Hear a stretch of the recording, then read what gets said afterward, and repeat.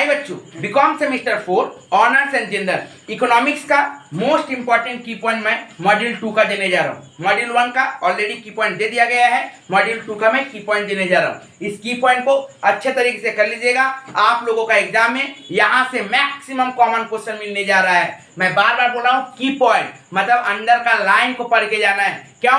क्योंकि इस साल पेपर थोड़ा घुमा के आएगा, थोड़ा ट्रिकी आएगा, तो आप लोगों को डिटेल में पढ़ के चलना है। और साथ ही साथ आप लोगों को पता है, आप लोगों के लिए टॉप 50 भी आने जा रहा है। लेकिन फिलहाल अभी इस की पॉइंट पे ध्यान दीजिएगा।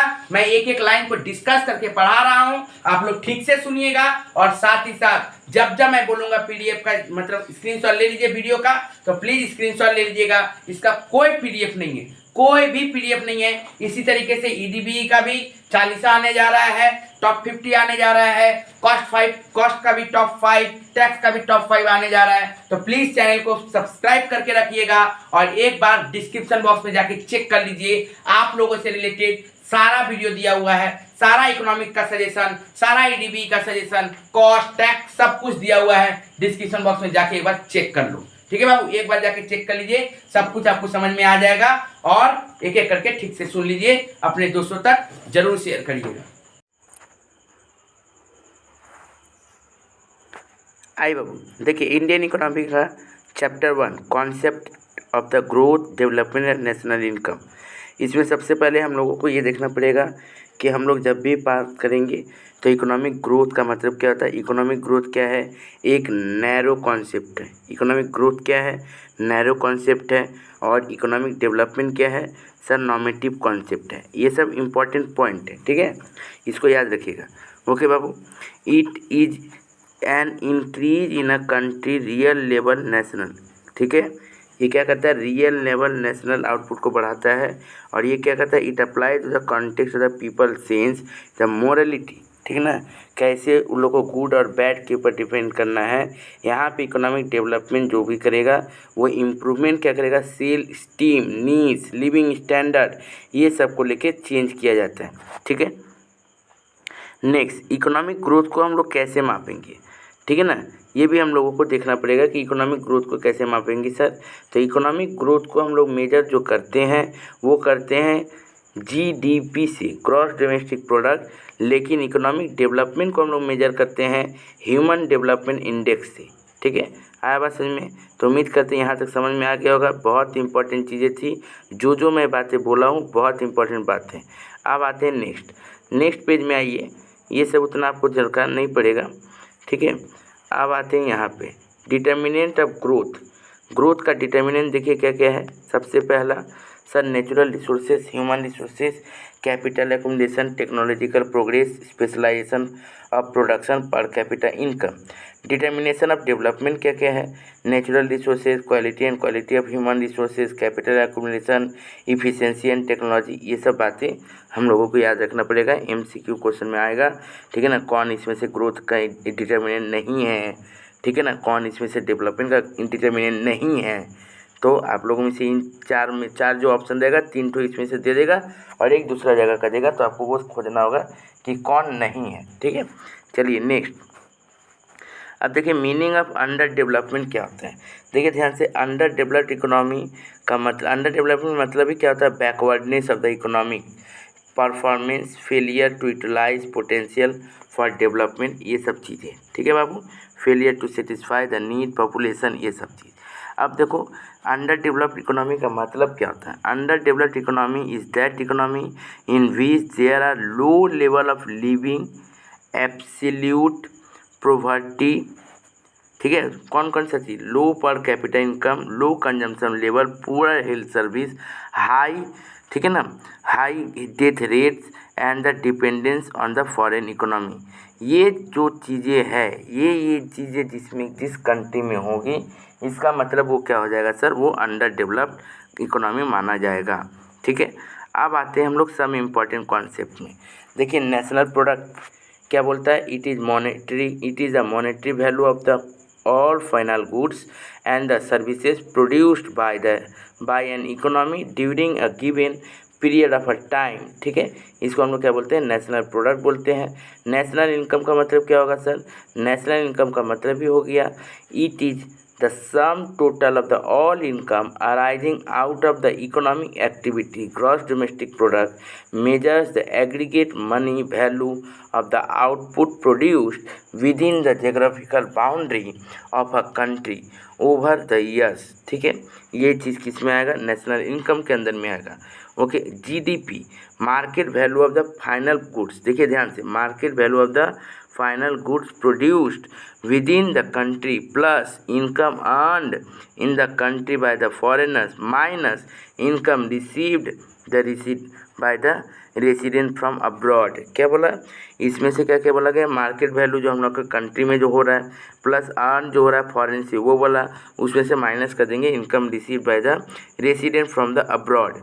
ये यदि कैलकुलेशन करेंगे तो जीडीपी निकल जाएगा। GDP at market price, GDP at market price का मतलब होता है कि जो जीडीपी को हम लोग करेंट मार्केट प्राइस पे कैलकुलेट करें उसको हम लोग क्या बोलते हैं, जीडीपी एट मार्केट प्राइस, जिसमें याद रखिएगा टैक्सेस एंड सब्सिडी को इंक्लूड किया जाता है। जीडीपी एट फैक्टर प्राइस में क्या होता है, मार्केट प्राइस में से हम लोग क्या करते हैं, इनडायरेक्ट टैक्सेस एंड सब्सिडी को हम लोग क्या करते हैं, माइनस करते हैं indirect taxes and subsidy. Okay Babu, next GNP. Okay, तो ग्रॉस नेशनल प्रोडक्ट जीडीपी से हम लोग जब डिप्रिसिएशन का पार्ट उसमें से हटा देंगे, अब्रॉड का जो पार्ट हटा देंगे तो उसको हम लोग क्या बोलते हैं, जीएनपी बोलते हैं। Okay, next NDP NNP full form देख लेना पड़ेगा। ठीक है ना, कि जैसे ही हम लोग को डिप्रिसिएशन यहाँ पे क्या हो गया, जीएनपी में हम लोगों को अब्रॉड इनकम को हटाना पड़ता है और एनएनपी में क्या होगा, हम लोग को डिप्रिसिएशन को हटाना पड़ेगा। अब आते हैं चैप्टर 2 इंडियन डेवलप, बहुत इंपॉर्टेंट, जो जो की पॉइंट है उसके ऊपर फिक्स कर रहे हैं, उससे ज़्यादा हम लोगों को देखना नहीं है।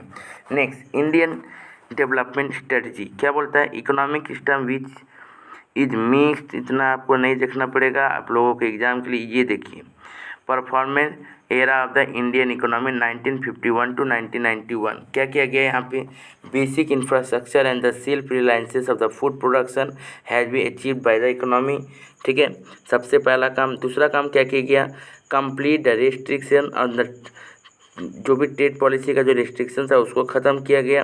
ठीक है, next control the interest rate high as well as complex tax rate, the predominance of the indirect taxes, state sponsored development कोशिश किया गया, control of the from the licence permit quota. ठीक है, ये सब पीडीएस सिस्टम को लाया गया ताकि फूड सिक्योरिटी को चलाया जाए।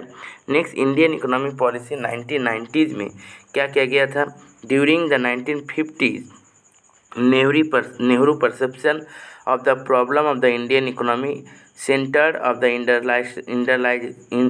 Industrialisation self reliance and the import substitution and the socialism.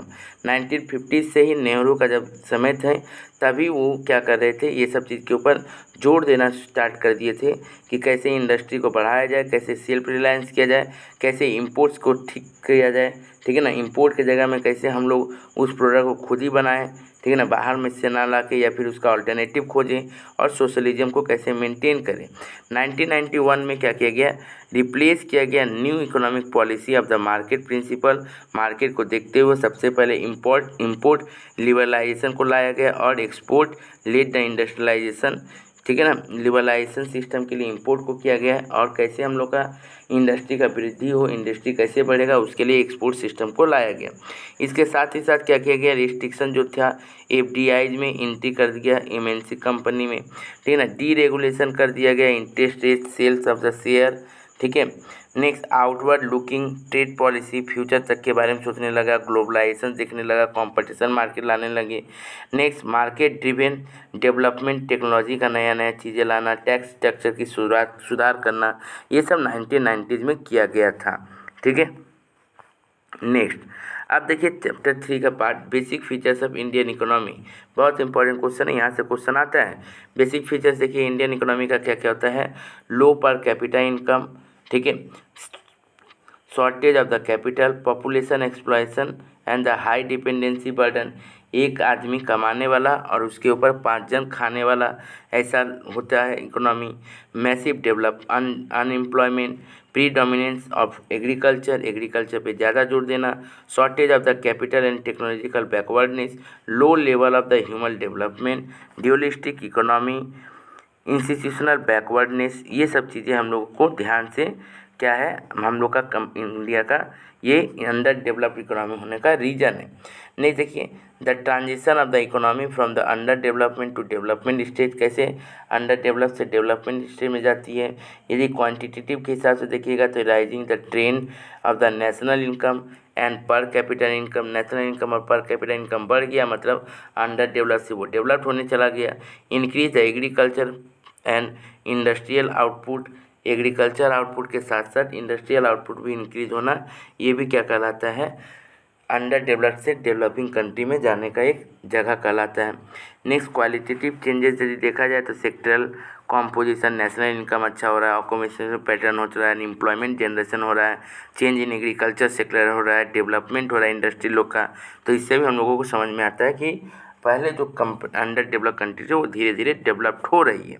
ठीक है, अब इससे ट्रांजिशन से क्या क्या फ़ायदा होगा, हाई ग्रोथ रेट होने लगता है, डेमोग्राफिक डिविडेंड मिलने लगता है, सेल्फ रिलायंट बनने लगता है इकोनॉमी, और उसके साथ ही साथ यूनिक रेपुटेशन तैयार हो जाता है साइंस एंड टेक्नोलॉजी के साथ।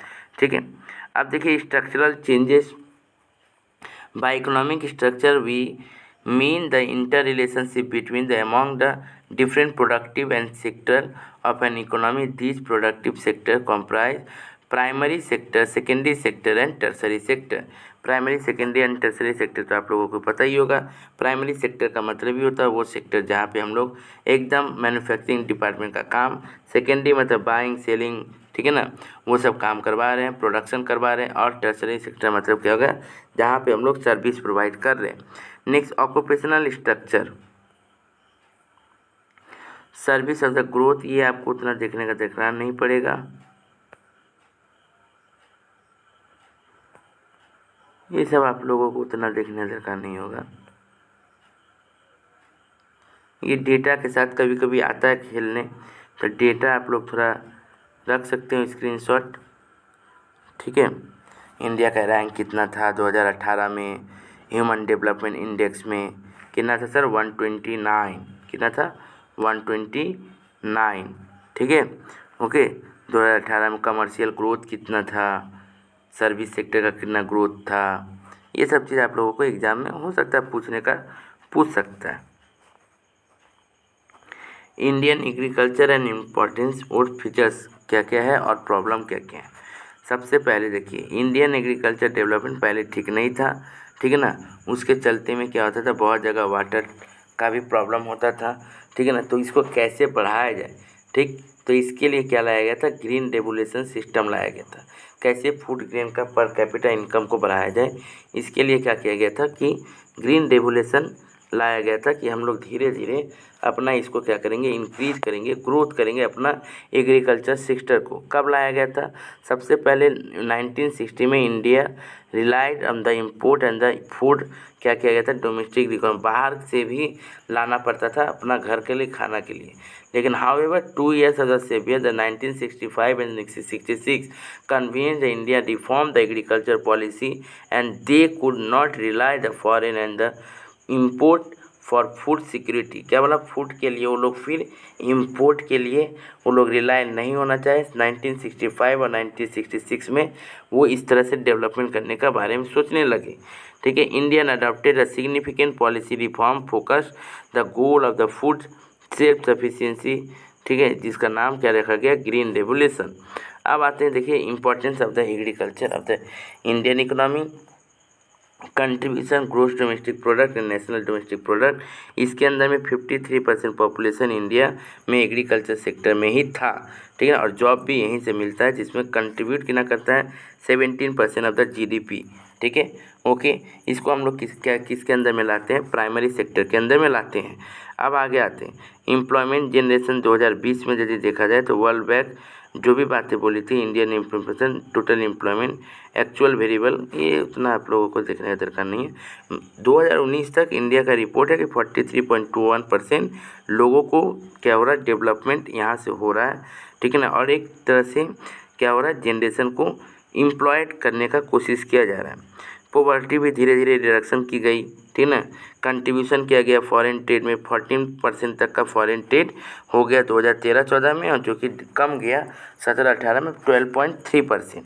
नहीं तो 13-14 में कितना था 14.1% और 1960-61 में 9.9 था 2010 में, और वो फिर क्या हो गया था 13-14 में 14.1 हो गया था, फिर कम गया था कब 17-18 में 12.3 हो गया था।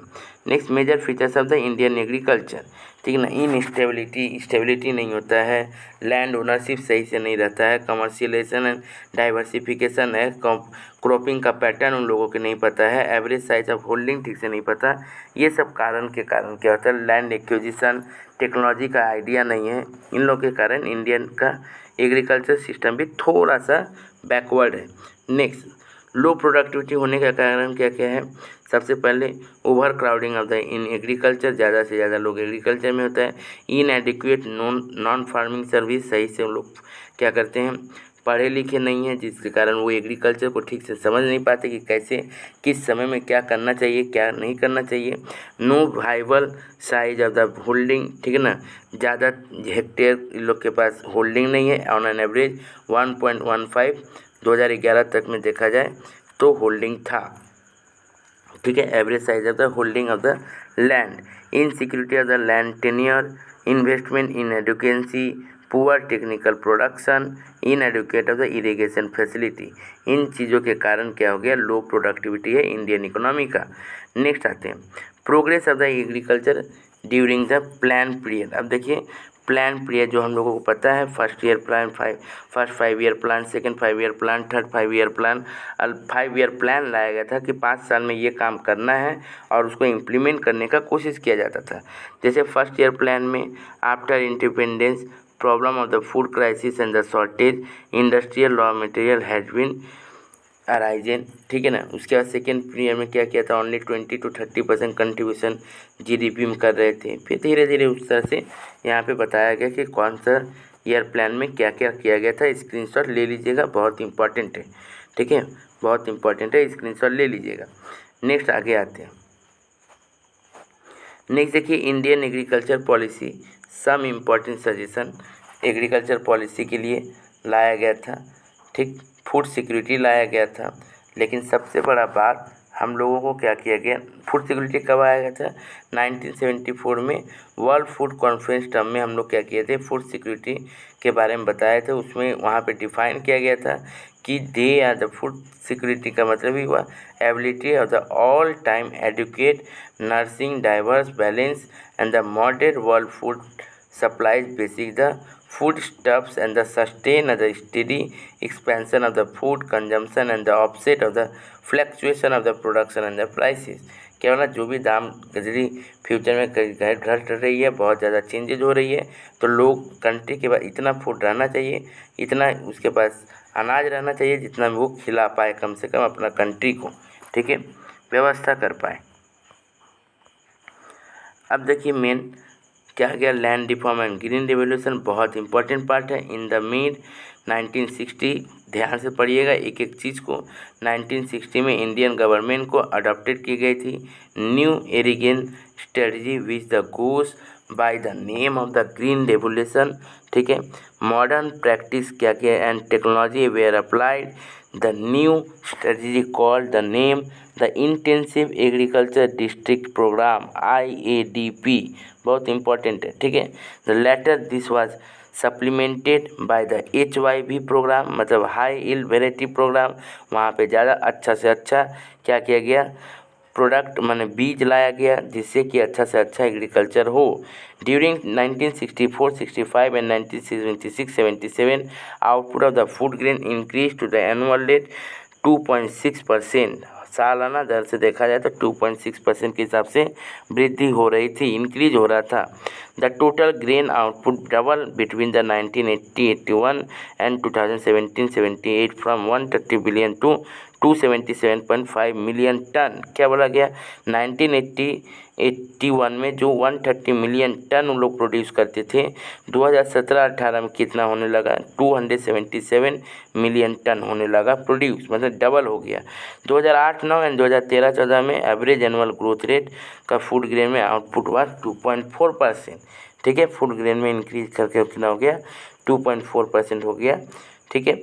Next some of the reason behind the different rate of the growth are the following, difference in the availability of the water supply, difference in the usage of the HYV seed, fertilizer, pesticide, difference in the nature and the attitude of the agriculture relating the risk and uncertainty। क्या बोला, India का अलग अलग जगह में ये 3 चीज़ों के कारण, ठीक है, वहाँ का वाटर सप्लाई, वहाँ का मतलब कि agricultural system and weather forecasting, weather कैसा वहाँ पे चलता है, और वहाँ का HYV सीड, मिट्टी कैसी चल रही है, जहाँ पे बीज कौन सा काम करेगा, उस हिसाब से थोड़ा सा अलग अलग डिफरेंशियल रेट सिर्फ इंडिया का अलग अलग स्टेट में नहीं, ईयर वाइज भी चेंज होते रहता था। Reasons of the failure of green revolution, ठीक है, रीजन क्या क्या था, poor soil climate, increase of the interpersonal inequalities, impact of the unemployment, increase the intersector inequalities, ये सब ग्रीन रेवोल्यूशन का खराबी हुआ। कुछ कुछ स्टेट बहुत आगे बढ़ गया, कुछ कुछ स्टेट उतना अच्छा से आगे नहीं बढ़ पाया, ठीक है। ओके, नेक्स्ट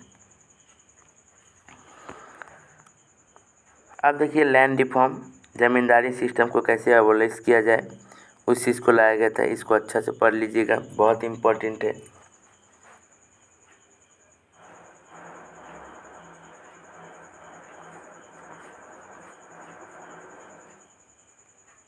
रीजन देखिए, reason of the failure of the land reform, ठीक है। अब देखिए ऑपरेशन बरगा वेस्ट बंगाल का 1978 से लेकर 78 तक के बीच में चला था। वो भी redistribution of the collection of the land लोग के ही लैंडलेस फार्मर को लैंड दिया जाए, ठीक है ना। ये लैंड रिफॉर्म लाने के लिए 1977 में लाया गया था operation Barga. The strategy called operation Barga and the ultimate aim to this strategy was help to the conversion of the क्या क्या bargadars into the land owners, मैंने जो वहाँ पे क्या करते थे, काम करते थे दूसरा का खेत के ऊपर में, उन लोगों को कैसे लैंड ओनर में कन्वर्ट किया जाए। तो इनइक्वलिटी ऑफ द लैंड, जिसके पास लैंड बहुत सारा था उसको क्या किया गया, बांटा गया, ठीक ना। लैंड रिफॉर्म एक स्ट्रेटजी ला के ऑपरेशन बरगा 1977 में और 1978 के बीच में चला। The operation Barga is the unique programme of the tenancy reform को ठीक करने के लिए, tenure security protection of the इस सब चीज़ को बढ़ाने के लिए किया गया था। Till November 2007 4,54,630 hectare land has been recorded for the 15.34 lakh registered bargadars under this project, ठीक है। ओके, नेक्स्ट अब आते हैं हम लोग क्या, rural credit and agriculture marketing. Okay, rural credit कौन कौन देता है, cooperative bank, nationalised bank, RBI, NABARD, regional rural bank of, ठीक है, जिसमें से नाबार्ड और RRB बहुत इंपॉर्टेंट होता है। रूरल क्रेडिट का ऑब्जेक्टिव क्या होता है, Indian peasants being too poor are forced to take even the consumption loan and unproductive loan for which they have to be depend on the private money lenders, ठीक है। Indian farmer are occupied into the debt trap, ठीक है, जो debt trap में फंस रहे थे उनको उनसे बचाना। देखिए बाबू, ये सब पॉइंट जो बताया जा रहा है ये थोड़ा ट्रिकी पॉइंट है, ये सब थोड़ा हार्ड पॉइंट है। इजी पॉइंट के लिए तो मैंने आप लोगों को प्रीवियस ईयर पेपर और टॉप 50 दे ही दिया है। ये जो करना है आप लोगों को हार्ड, यदि पेपर हार्ड दिया तो यहाँ से इस तरह से क्वेश्चन घुमा के देगा जो आपको लगेगा कभी हम पढ़े ही नहीं, ठीक है।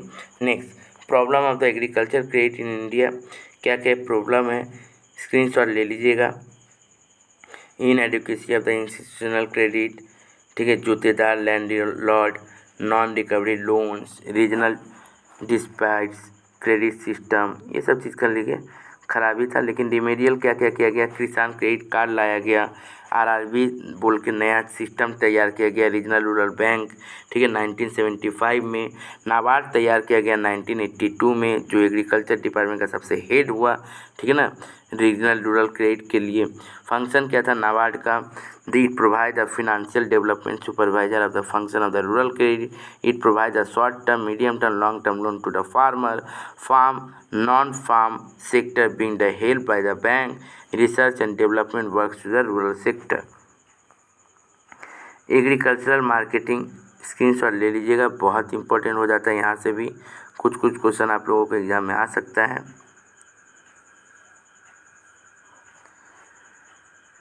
देखा जाए तो लैंड रिफॉर्म को इंस्टीट्यूशनली ठीक किया गया था और ग्रीन रेवोल्यूशन को टेक्नोलॉजिकली ठीक किया गया था, ठीक है ना।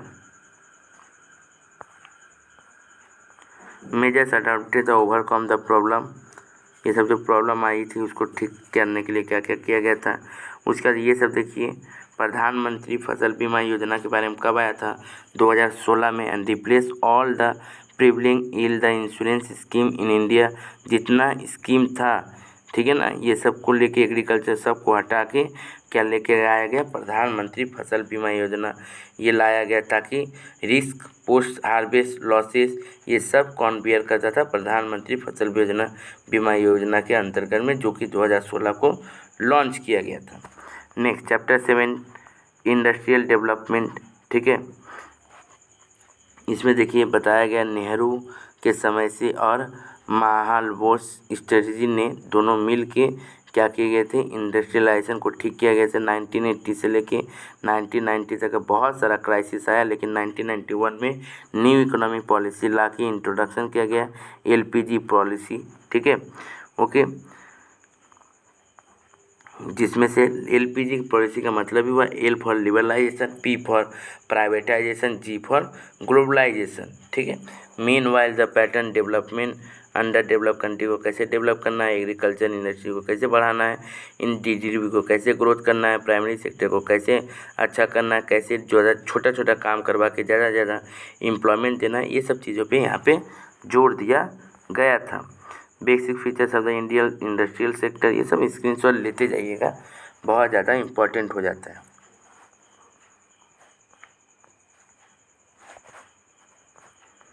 इंडस्ट्रियल सिकनेस, ठीक है, क्यों ख़राब होते गया, क्या कारण था, इंफ्रास्ट्रक्चर की कमी, ठीक है, पॉलिटिकल सिस्टम, ठीक है ना, उसके बाद वहाँ का इंटरेस्ट रेट, ये सब चीज़ के कारण ये सब की कमी थी। ये सब क्वेश्चन अच्छा से पढ़ लीजिएगा, उम्मीद करते हैं ठीक से यदि पढ़ लीजिएगा तो आप लोगों को कोई भी क्वेश्चन अलग नहीं आने वाला, यदि 3 चीज़ आप लोग फॉलो कर लेते हो। ये पीडीएफ मेरा जो टॉप 50 दिया हुआ है प्रीवियस ईयर पेपर, यदि अच्छा से कर लेते हो तो फिर आप लोगों को अलग कुछ भी नहीं आने वाला है, ठीक से कर लीजिएगा।